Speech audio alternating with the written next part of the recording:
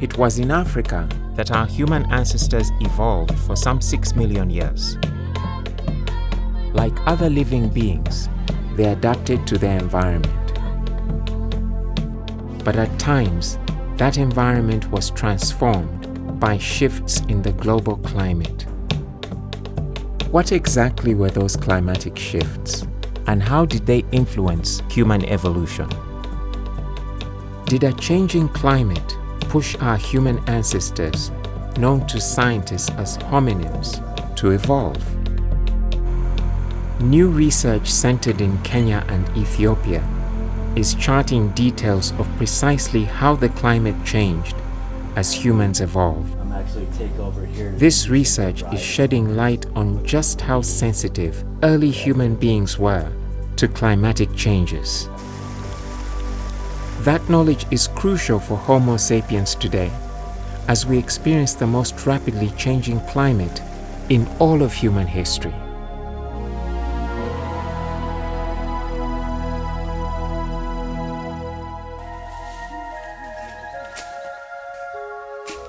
This site was reported to us by the owner of this farm. The owner reported it to the National Museums of Kenya. That's how we got to come and check it up, and we found lots of bones lying on this ground. Slowly and methodically, anthropologists are piecing together a timeline of our human ancestors. By 6 million years ago, they had gone from living in the trees to both climbing trees and walking on 2 legs in search of food. But by 2 million years ago, hominins were primarily living on the ground. As we come through our evolution, we abandon the life in trees. And what that means is if we abandon life in the trees, we have to be good walkers on 2 legs when on the ground. Because when you walk on the ground, there are lots of dangers. For decades, scientists have worked with the idea that what forced our ancestors out of the trees was a drying of the environment. But studying the ancient environment, especially the climate, has been a tricky endeavor. In search of clues, geologists have long examined rocky outcrops. But the rocks are typically weathered and eroded, so the view of the ancient past has been obscured. Do you think that you should be able to identify vertisols like this? That is now changing. Interesting to see how old this stuff is. Lots of drilling mud on it. An international collaboration of anthropologists and geologists working in the African Rift Valley of Ethiopia and Kenya has begun to refine the story of the ancestral human climate. We have 36 degrees east, 45.896. Okay. The scientists are using drilling technology to collect sediments from ancient lake beds in areas where important human fossils have been found. By looking at the same interval of time when these human fossils are found, we can get a very detailed record of environmental change, particularly through a period that we already suspect from a wide variety of evidence is a period of major climatic change towards drier conditions.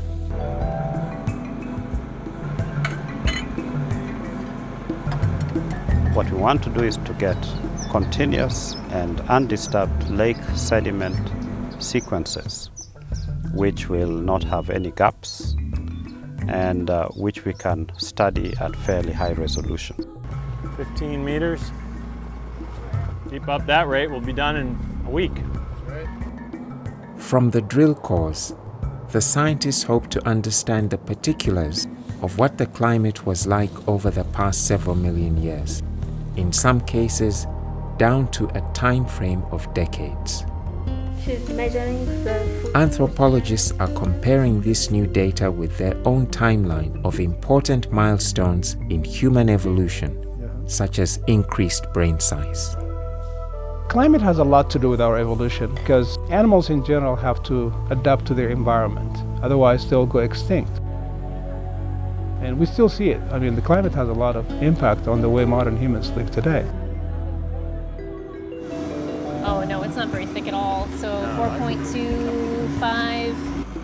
As new data comes in, scientists are developing theories of how environmental changes affected human evolution. Some of those theories are based on the long-term drying trend observed in Eastern Africa.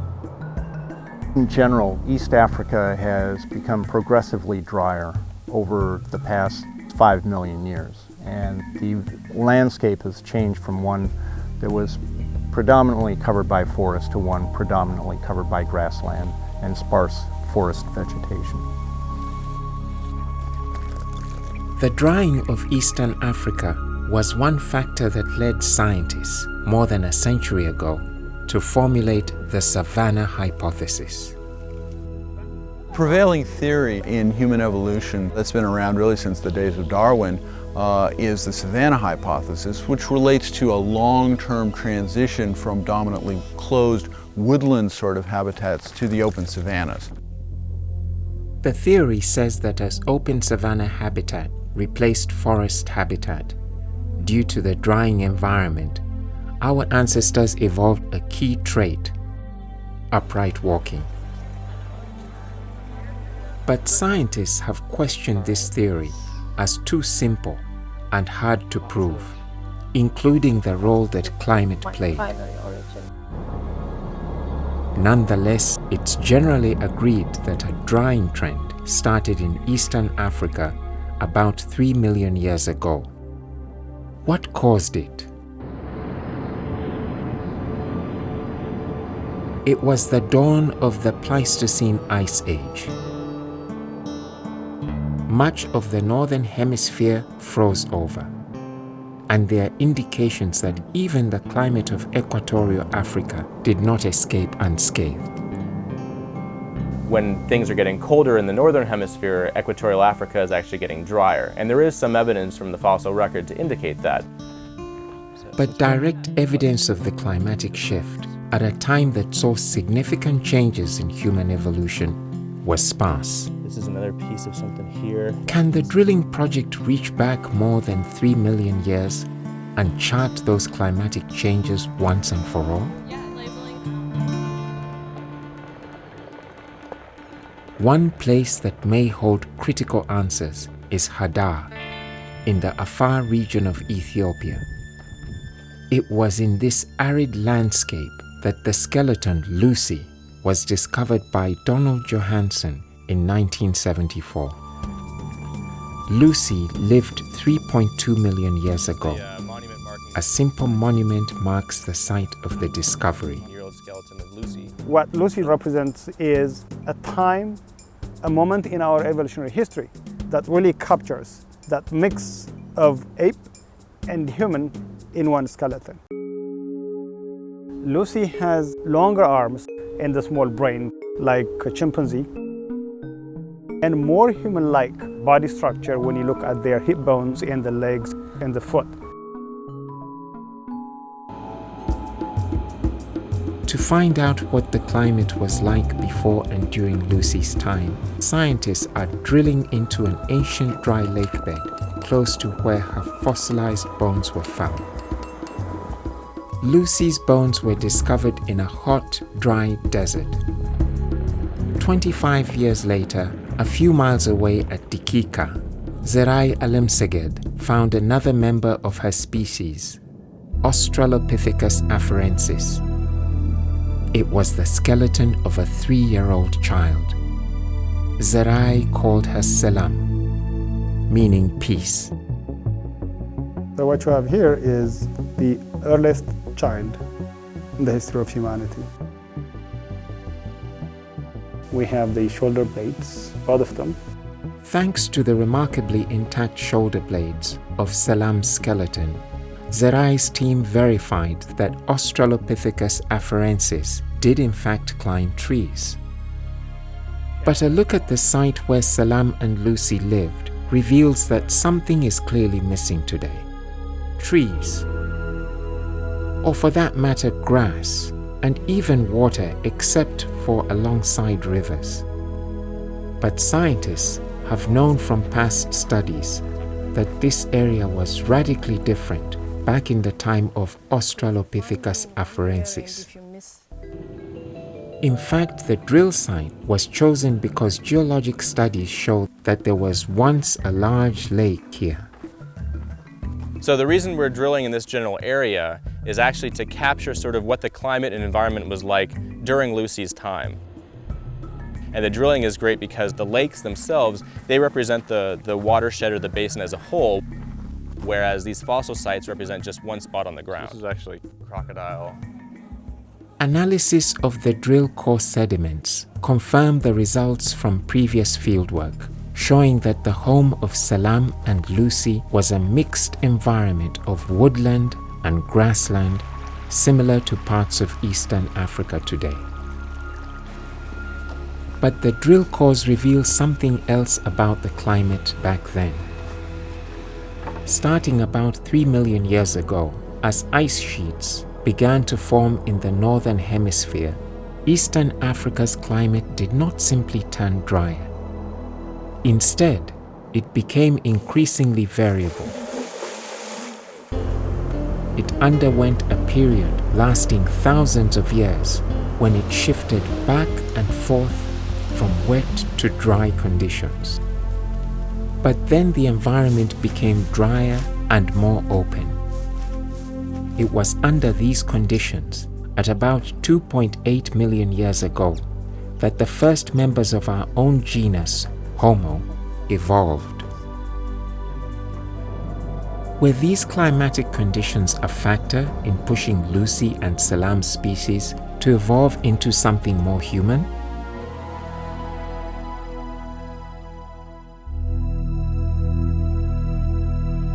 In Eastern Africa, the long-term climatic changes affected much of the African Rift Valley, a distinct geologic feature slicing north-south down the continent.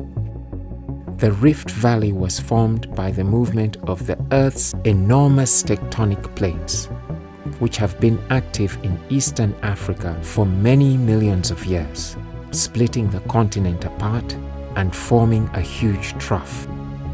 It's been an ideal location for fossils to accumulate. It's an area where for millions of years, going back to some of our earliest ancestors and the split between humans, say, and the great apes, we have a place where sediments and fossils can be found and are there specifically because of this rifting process. In the Rift Valley, the rifting process led to the formation of a series of lakes. One of them is Lake Turkana in northern Kenya. Lake Turkana is one of the largest saltwater lakes in the world and well known to anthropologists.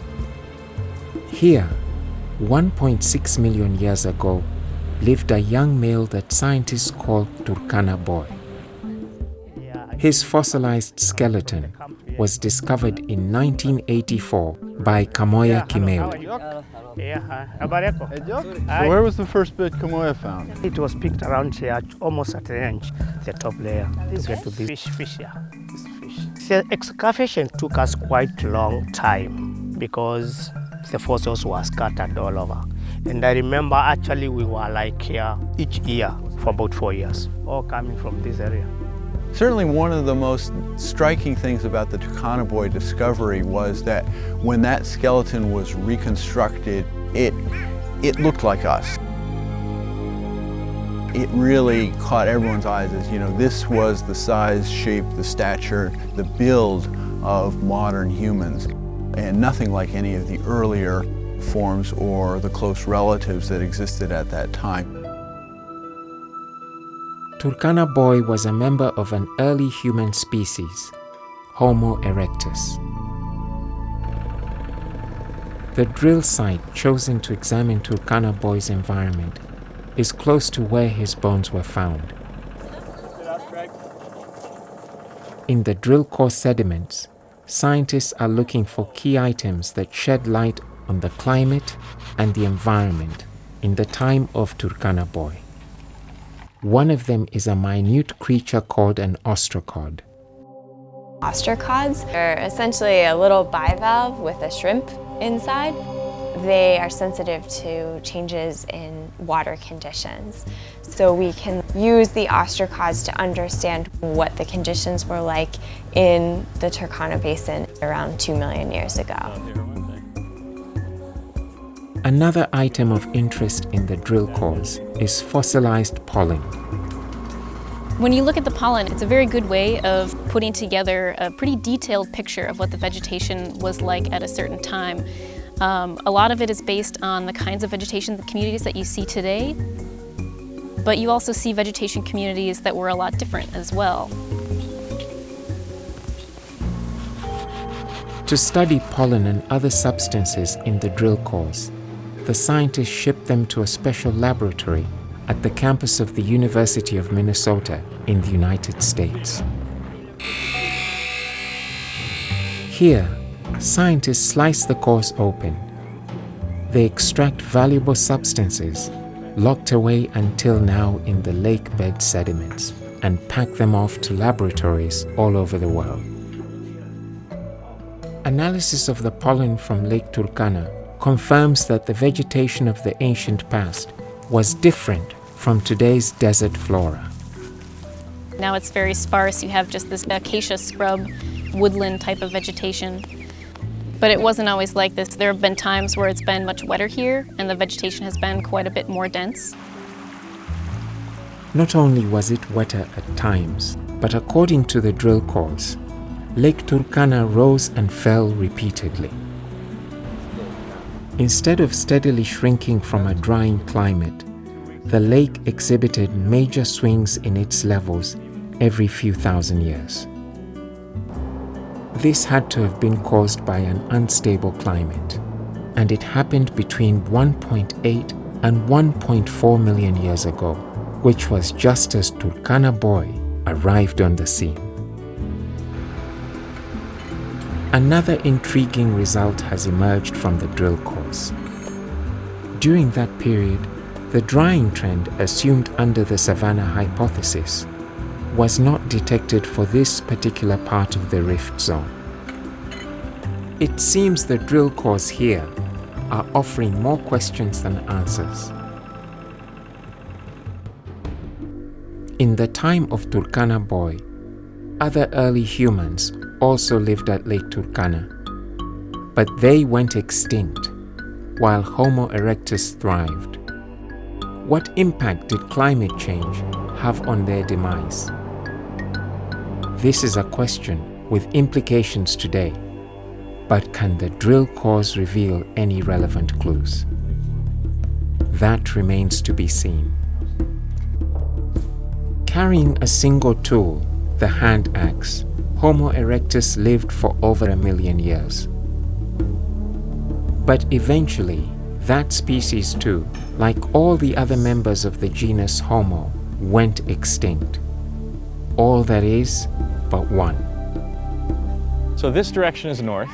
According to the map we saw, the Homo fossils were just west of north from here. Right, so it shouldn't be very far from here.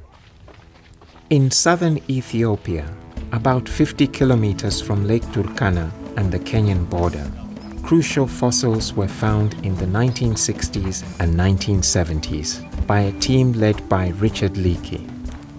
They included the skulls of 2 early members of our own species, Homo sapiens. At 195,000 years old, they were the oldest fossils of Homo sapiens ever found in Eastern Africa. Anthropologists called the fossils Homo 1 and Homo 2.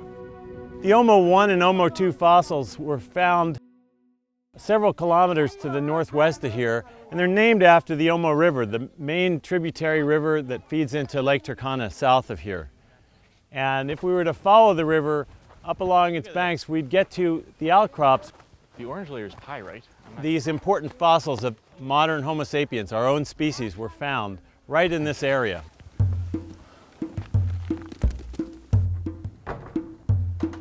The original Homo fossils reside in a vault at the National Museum of Ethiopia. This is a big brain, huge one. This guy can walk today amongst us and you wouldn't wouldn't be able to tell apart from regular Homo sapiens. They are Homo sapiens too. Back in the Rift Valley, near where the Omo 1 and Omo 2 fossils were found, the last of the drilling operations has begun. Hi guys. So. Morning. How's it going? Hey. Not really good. This drill site in southern Ethiopia targets climatic changes at the time modern Homo sapiens evolved. Okay, ready? Here, scientists are bringing up sediments from the Chelbahir Basin. This hot, arid basin once held a large lake when the climate was wetter. The Chelbahir sediments will be compared to sediments from a drill site in Kenya that have already been analyzed. Tiny fossilized creatures called diatoms and other evidence show that the climate in southern Kenya underwent a major shift toward dryness about 500,000 years ago. When the climate shifted, many species of mammals went extinct and new ones evolved. It was during this dry period that Homo sapiens evolved in Africa, appearing in the Rift Valley around 200,000 years ago. Since then, according to the drill cores, the long drying trend was broken up by climatic swings back and forth from drier to wetter conditions. These climatic swings have had profound effects on the environment. Lakes have swollen to fill entire valleys and then shrunk away to dryness. During these periods, humans began making more sophisticated tools. This has led some scientists to theorize that the climatic swings were a major factor that drove humans to modify their behavior. But overall, since Homo sapiens appeared on the scene, the environment has gotten drier. This is an important finding revealed in the drill cores.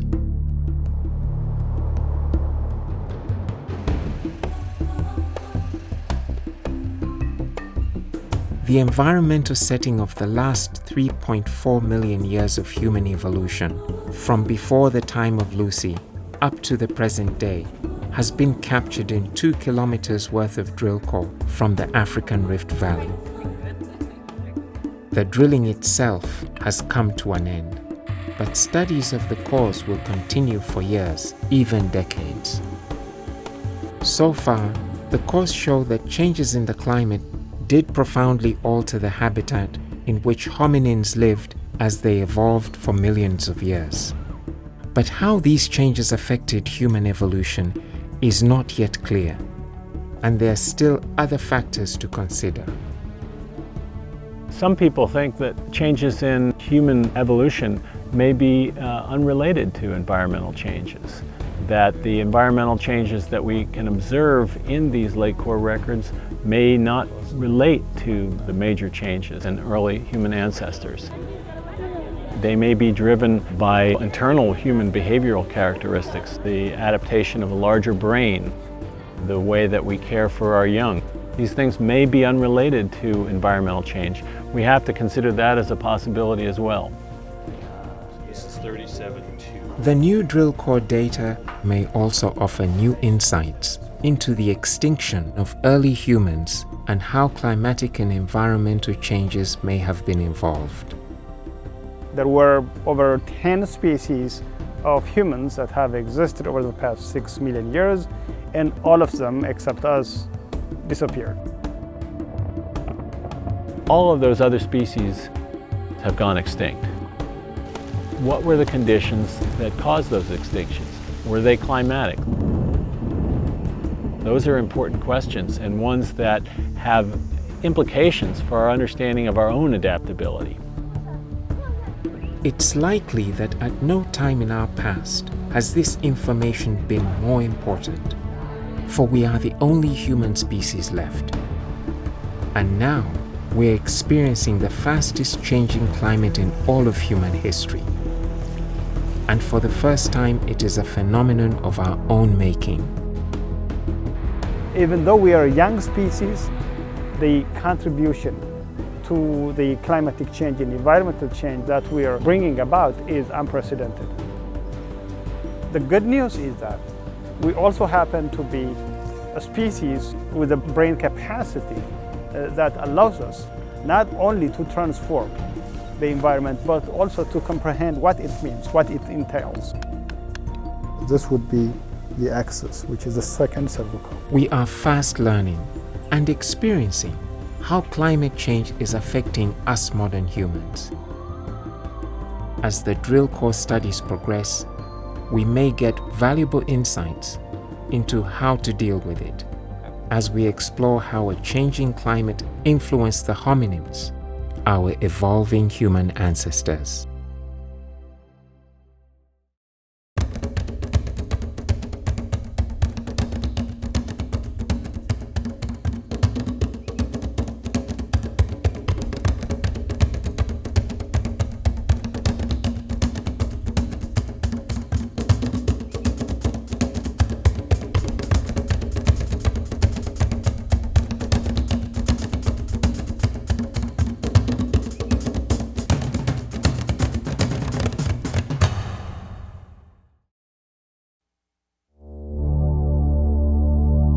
Funding for this program was provided by the National Science Foundation.